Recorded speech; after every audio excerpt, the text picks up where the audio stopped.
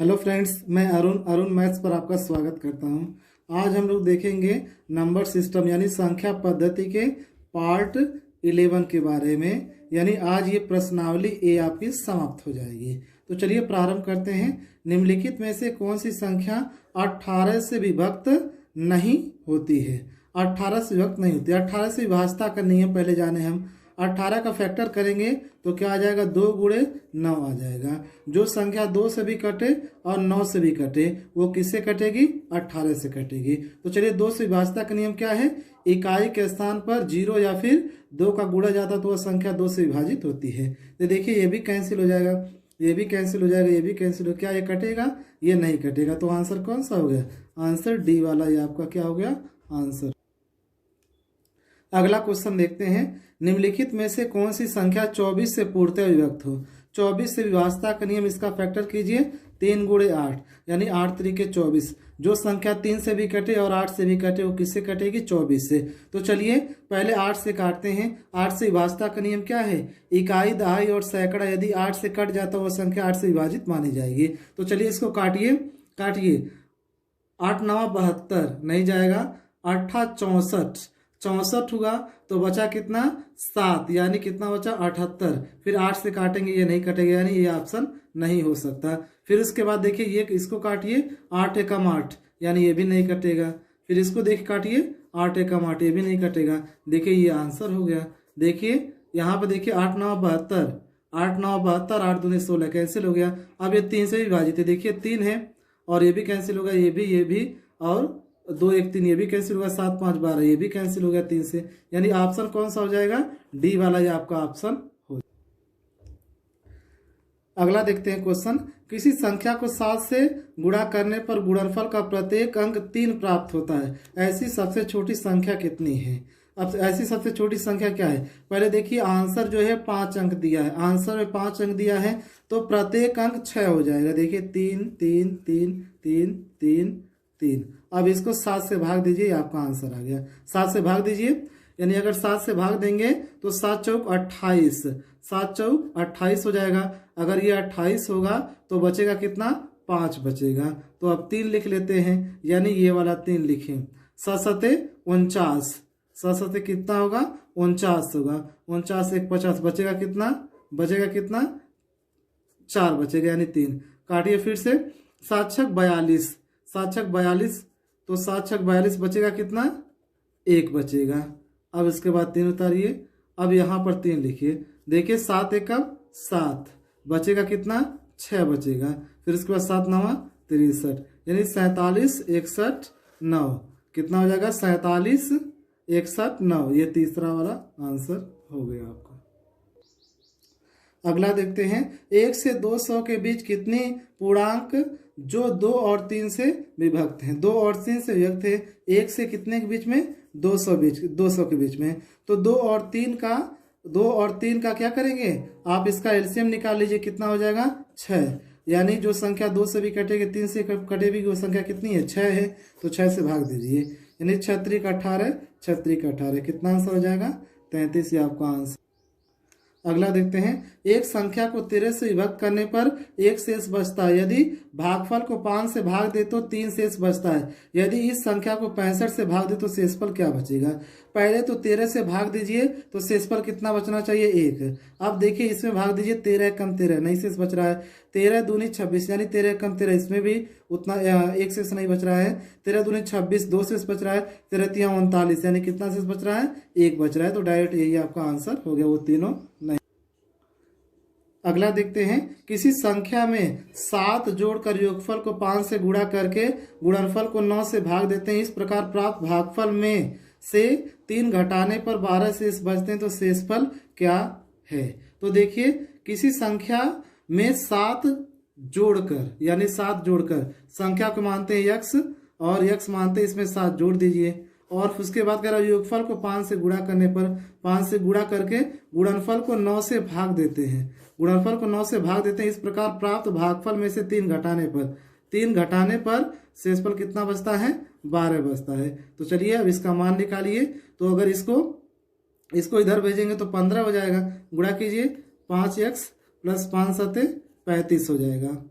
और यहाँ पर ये 15 हो जाएगा, तो 15 नवा 135 हो जाएगा। 5x बराबर कितना हो जाएगा, ये 100 हो जाएगा। तो x बराबर 5 दूनी 10, कितना आंसर हो जाएगा, 20 आंसर हो जाएगा। यानी 20 क्या हो गया आपका, ये आंसर हो गया। अगला देखें, किसी संख्या को 4 से भाग देने पर शेषफल 2 प्राप्त होता है। इससे प्राप्त भागफल को 5 से भाग देने पर शेषफल 3 प्राप्त होता है। इस प्रकार प्राप्त भागफल को 6 से भाग देने पर शेषफल 5 प्राप्त होता है। यदि अंतिम भागफल 7 हो तो संख्या क्या होगी। तो संख्या क्या थी, तो चलिए हम ऑप्शन इसमें लगाएंगे। किसी संख्या को 4 से भाग देने पर शेषफल 2 प्राप्त होता है।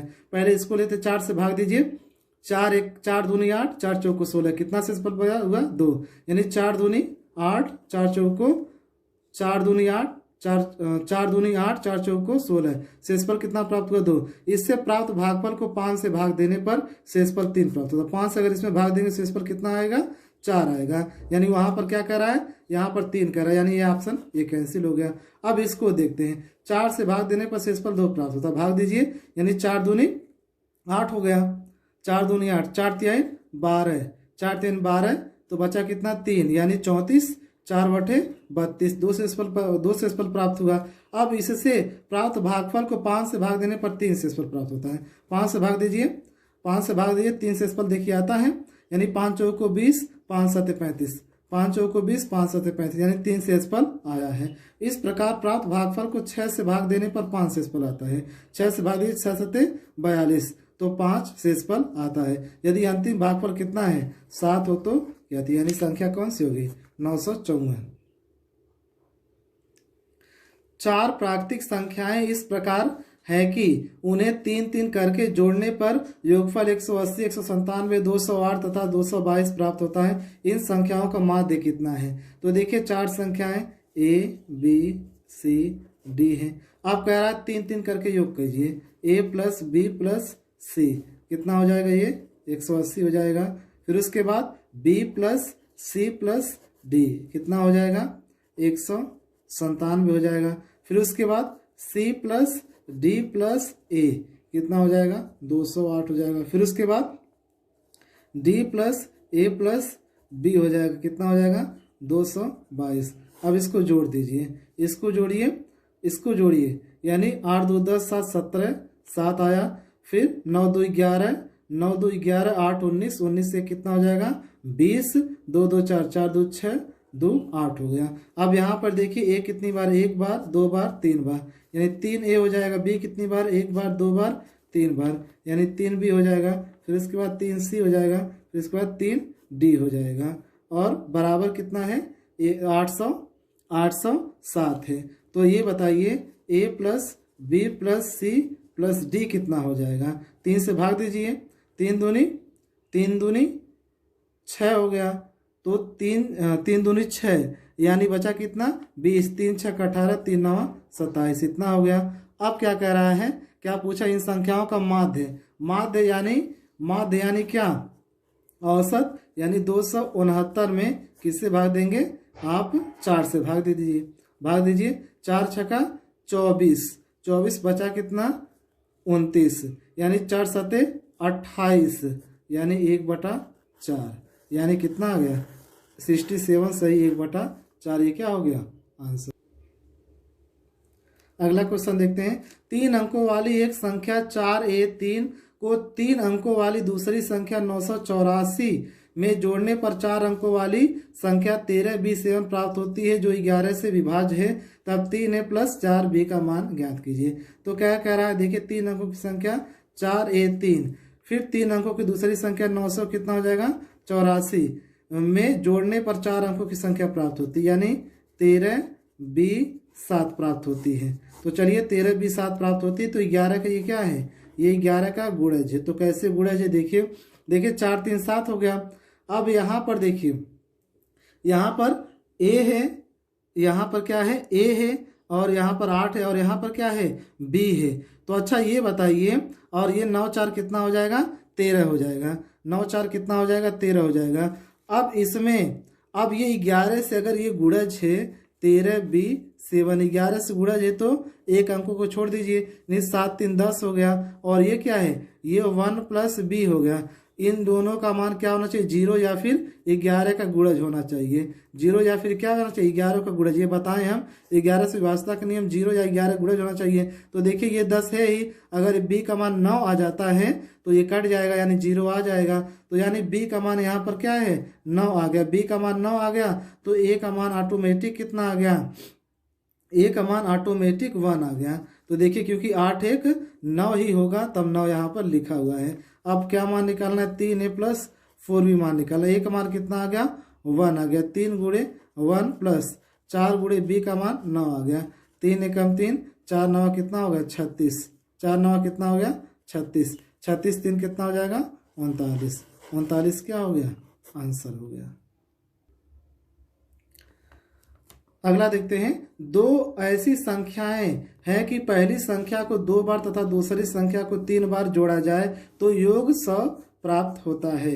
इसी प्रकार पहली संख्या को 3 बार तथा दूसरी संख्या को 2 बार जोड़ने पर योगफल 120 प्राप्त होता है। इनमें से बड़ी संख्या ज्ञात कीजिए। कह रहा है पहली संख्या को 2 बार, यानी ए को हम संख्याएं मानते हैं, ए और बी मानते हैं, और पहली संख्या को 2 बार तो 2a हो गया, और दूसरी संख्या को 3 बार 3 भी हो गया। इनका योग कितना है, 100 है। इसी प्रकार पहली संख्या को 3 बार, पहली संख्या को 3 बार लिखिए यानी 3 हो गया, और उसके बाद पहली संख्या को 3 बार दूसरी संख्या को 2 बार यानी 2 भी हो गया। इनका योग कितना हो गया, 120 हो गया। अब इसी को सॉल्व कर लीजिए, आंसर आपको आ जाएगा। क्या पूछा, इनमें से बड़ी संख्या यानी ए का मान, यानी इसमें 2 का गुणा कर दीजिए, इसमें कितना 3 का गुणा कर दीजिए। कीजिए, देखिए 2 दूनी 4 ए प्लस 2 3 6 बी बराबर 200 हो गया। फिर यहाँ पर 3 तरीके 9 ए प्लस 3 दूनी 6 बी बराबर 12 3 36 हो गया। अब इसको सॉल्व कर लीजिए, ये आपका आंसर हो जाएगा। ये माइनस माइनस ये कैंसिल हो गया, -5 हो गया। यहाँ पर क्या हो जाएगा, 160 हो जाएगा माइनस में। तो ए का मान कितना हो जाएगा, काटिए, 5 दूनी 5 3 15, 5 3 15 और 5 दूनी 10। देखिए 5 3 15, 5 दूनी 10, कितना मान आ जाएगा, 32। यानी बड़ी संख्या का मान कितना।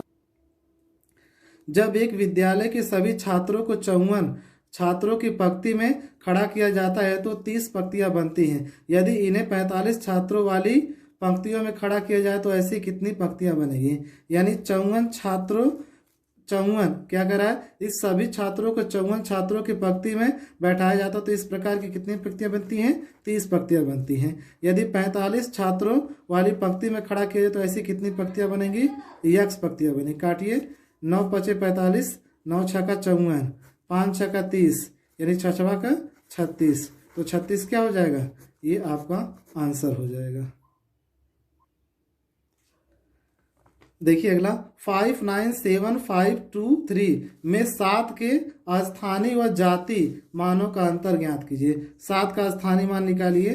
7 का अगर स्थानीय मान निकालेंगे 7 लिखेंगे, फिर 1 और जितनी संख्या है 1 2 3, 1 2 3 0 लिख लीजिए। और 7 का जातीय मान कितना होता है, 7 का जातीय मान 7 ही होता है। 7 का जातीय मान 7 होता है। अब क्या कीजिए, अब इसका अंतर पूछा, इनका अंतर पूछा, 7 घटा दीजिए, यानी 7000 में से 7 निकालेंगे तो 6993 आंसर आ जाएगा, क्योंकि इसमें से 7 निकाला गया है।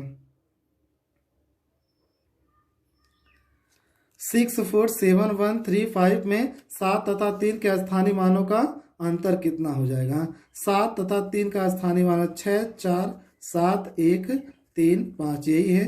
तो इसका स्थानीय मान निकालिए। 7 का स्थानीय मान निकालेंगे तो 7 गुणे 3 0। फिर उसके बाद 3 का स्थानीय मान निकालिए, 3 गुणे 10। तो ये कितना हो जाएगा, 7000 हो जाएगा। ये कितना हो जाएगा, 30 हो जाएगा। इसका अंतर कितना होगा, यानी 6970 क्या आ जाएगा, आंसर आ जाएगा।